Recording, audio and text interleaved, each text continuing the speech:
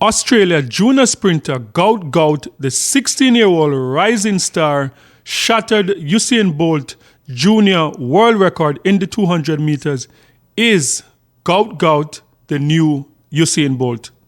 Let's talk about it. So the new rising star of track and field, let's check him out.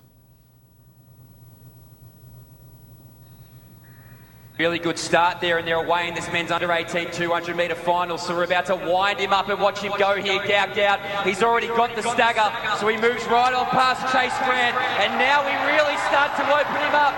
So that is not even close. Run. He is absolutely gone. He is Gout of this world. 20.07. Wow. That is demolished the crowd. And let's wait for the spin. Let's wait for the adjustment, because this may be the fastest we've ever seen, if not the second. This is your city, Gout Gout. This is your country. I didn't see this time. It's definitely great. Wow. I mean, I've been chasing that record. That is crazy. I didn't think it would come this year. I thought. So everybody is talking about this new rising star, Gout Gout, the Australian junior world champion, and breaking Usain Bolt junior record. So obviously everybody's going to compare him to the great Usain Bolt. And because they are similar in build and just the way how he dominate the track, it's like running against kids. It is crazy. So everybody's talking about this young man now, and Australia track and field seem like they're going to have a bright future with this young man. But the question is he the next Usain Bolt? Can he dominate the way Usain Bolt dominated in track and field? And what is interesting is that, as I said, he had the build is the same build as Usain Bolt. And before Usain Bolt, that was seen as a disadvantage. That height was seen really much as a disadvantage in terms of getting out of the starting blocks for like a 100 meter. And that is why it is so interesting, because he's starting off the same way Usain Bolt started off, with the 200 and the 400.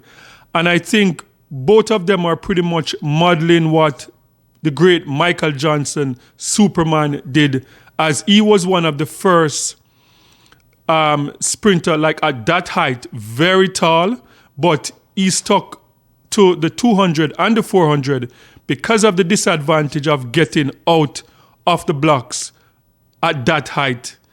And so Usain Bolt started out the 2, the 4, until he was convinced, I think, by his coach to try out the 100 meter, because no one thought that Usain Bolt could have been the fastest man in the world because of the height. The height was seen as a big disadvantage just because of getting up out of the blocks. Once you get out of the blocks, yeah, it is over, because the stride and that he could be able to take with those long legs, it's over. But just getting out of the blocks was the problem.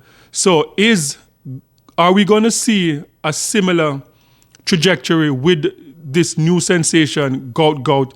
Is he going to stick to the 200 meter and the 400 meter, or is he going to eventually try to replicate what Usain Bolt did in terms of dropping the 4 and going for the being the fastest man in the world and the 200 meter? This is going to be very interesting. Tell me what you think in the comment section. Do you think that this young man have a chance to replicate what Usain Bolt did? Sound off in the comment section and let me know what you think. Another thing that is going to be interesting to see in the future, the next 5 to 10 years from now, is the United States of America and Jamaica. Are they going to be able to dominate the way they have been dominating for the past 40 years, I would say, because Jamaica has been dominating for the past 20 years and America 20 years before that. Are they going to be able to dominate the track and field circuit for the foreseeable future? And it is getting pretty interesting, because we saw before Jamaica before the United States. We saw like Canada had a stint there. We saw the UK. We saw Trinidad and Tobago. But from what I'm seeing now, the African athletes are stepping up. We saw the 200 Olympic won by Tobago, and we see a lot of African sprinters stepping up now, because the Africans, they have always been recognized for the long distance. But I believe that the future of sprint is going to be in the continent of Africa.